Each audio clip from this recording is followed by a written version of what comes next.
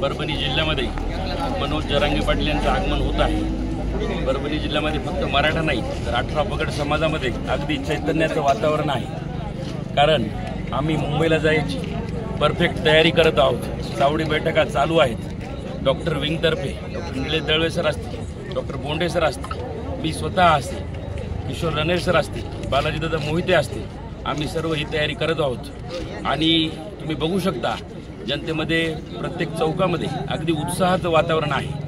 आणखी दादा परभणी द्यायला अवकाश आहे, पण प्रत्येक चौकामध्ये दादासाठी गाड्यांचा ताफा घेऊन लोक थांबलेले आहेत। आणि मी सर्वजणांना दादांच्या आगमनाच्या आधीच घोषणा देऊन सुरुवात करतो, छत्रपती शिवाजी महाराज की जय। डॉक्टर साहेब काय सांगणार तुम्ही पण आता या ठिकाणी आलेला आहात।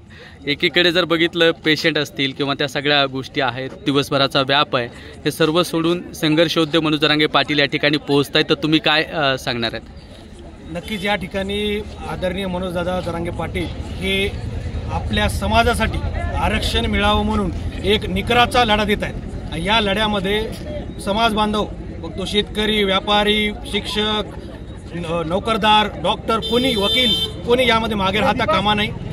हा लढा आता अंतिम लढा आहे आणि हा निर्णायक लढा आपल्याला 29 ऑगस्टला मुंबईला जाऊन मोठ्या संख्येनं, लाखोच्या संख्येनं मुंबईला जाऊन हा निर्णय आणि हे आरक्षण मिळवायचं या निर्धाराने आता सर्व निघालेले आहेत। आदरणीय मनोजदादा यांचं या ठिकाणी जे चावडी बैठक आहे त्या चावडी बैठकीच्या माध्यमातून आज परभणी जिल्ह्यामध्ये आगमन होत आहे आणि या परभणी जिल्ह्यातून नक्कीच दादांना जो अपेक्षित प्रतिसाद आहे, जो उत्साह आहे, तो कायमच मिळत आलेला आहे। त्यामुळे मी सर्व बांधवांचे स्वागत करतो आणि या लढ्यामध्ये मराठा समाजासोबतच इतर समाजाचे लोक सुद्धा जे न्यायाच्या प्रतीक्षेत आहेत ते सुद्धा दादांच्या सोबत आहेत, हे खंबीरपणे सांगतो। बांधवांनो जर बघितलं तर आज चावडी बैठक आज दुपारीच ठरली गेली, ती सुद्धा कारेगावमध्ये, आणि कारेगावची ती चावडी बैठक आज यशस्वीरित्या कशी मोठ्या संख्येनं कारेगावकर त्या ठिकाणी सज्ज आहेत।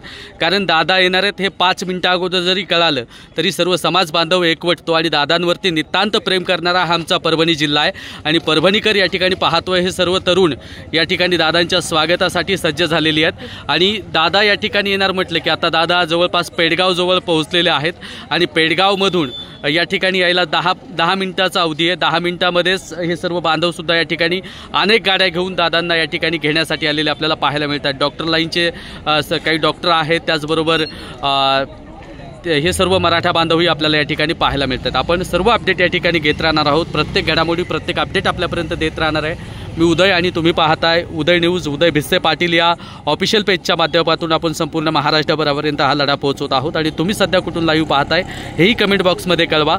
भेटूयात पुढे, आपण सर्व लाईव्ह अपडेट आपल्यापर्यंत देत राहणार आहोत।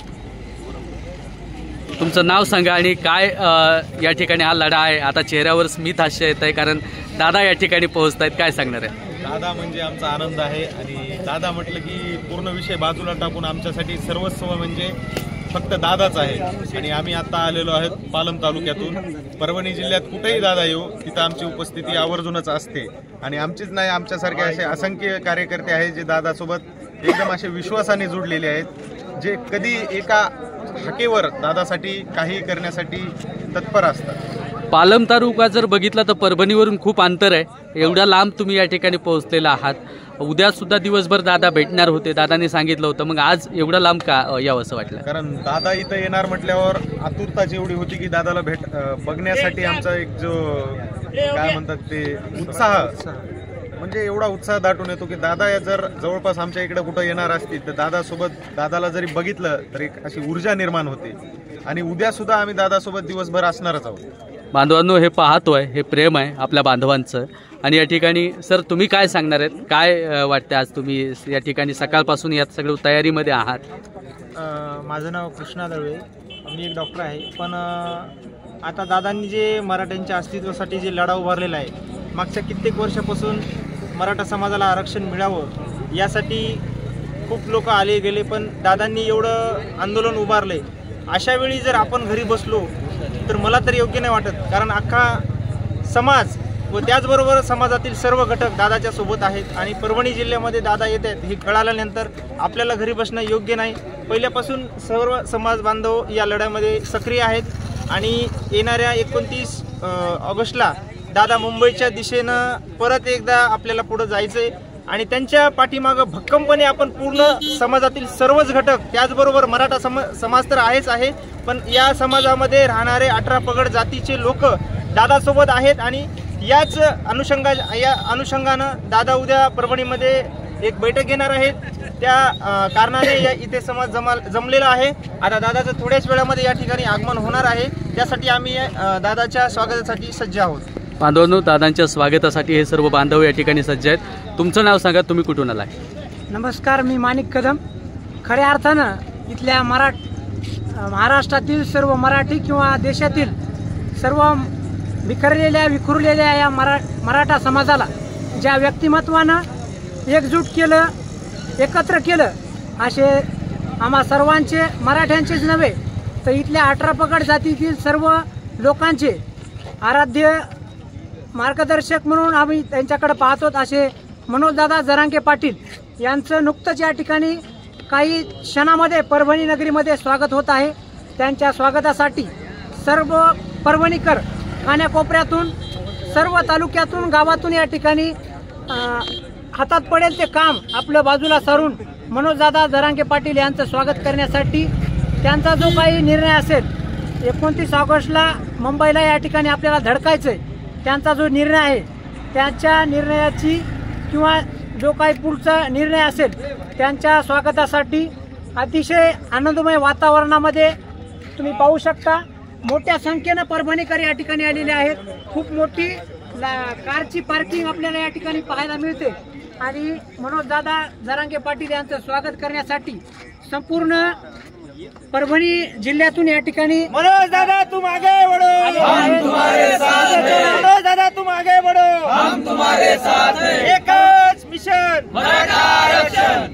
परभणीपासून अगदी हाकेच्या अंतरावर असलेल्या कारेगाव या गावामध्ये या ठिकाणी चावडी बैठक होणार आहे. त्या ठिकाणी आजूबाजूतील सर्व मराठा समाज तसेच 18 पगड जातीतील सर्व समाज या ठिकाणी मनोजदादा जरांगे पाटील यांना ऐकण्यासाठी, पुढची दिशा काय काय नाही हे ऐकण्यासाठी मोठ्या संख्येनं येणार आहे. आणि उद्याच्याला परभणी येथील रेस्ट हाऊसमध्ये दादांचं या ठिकाणी अक्षरशः जनता दरबार भरणार आहे. त्यामुळं परभणी जिल्ह्यातील आजूबाजूच्या तालुक्यातील सर्व समाज बांधवांना विनंती आहे की आपण उद्याच्याला आपल्या हातातील सर्व काम सोडून सर्वांनी या ठिकाणी या जनता दरबारला दादाचा निर्णय ऐकण्यासाठी, दादांना ऐकण्यासाठी सर्वांनी यावं ही सर्वांना या ठिकाणी कळकळीची विनंती. जरांगे पाटील तुम आगे रहो, हम तुम्हारे साथ हैं. जरांगे पाटील तुम आगे रहो, हम तुम्हारे साथ हैं. प्रशासनाला अशी एक विनंती आहे की मराठा समाजाचा जो काही वाटा आहे, आम्ही 29 ऑगस्टच्या येण्याच्या अगोदरच आमच्या आरक्षणाचा वाटा तुम्ही आम्हाला देऊन टाका. नाहीतर आम्ही 29 ऑगस्टला जर मुंबईला आलो तर नक्कीच तुमचा होईल तोटा. कारण ही मराठ्याची ही एकजुटीची ताकद आहे. कारण नुकतंच काही क्षणामध्ये संघर्ष योद्धा मराठ्यांचा क्रांती सूर्य ठाण्या वाघ काही वेळातच परभणीमध्ये दादांचं आगमन होत आहे व हे तर ट्रेलर आहे. उद्या तर या परभणीकरांचा पिक्चर आणखीन बाकी आहे. एक मराठा.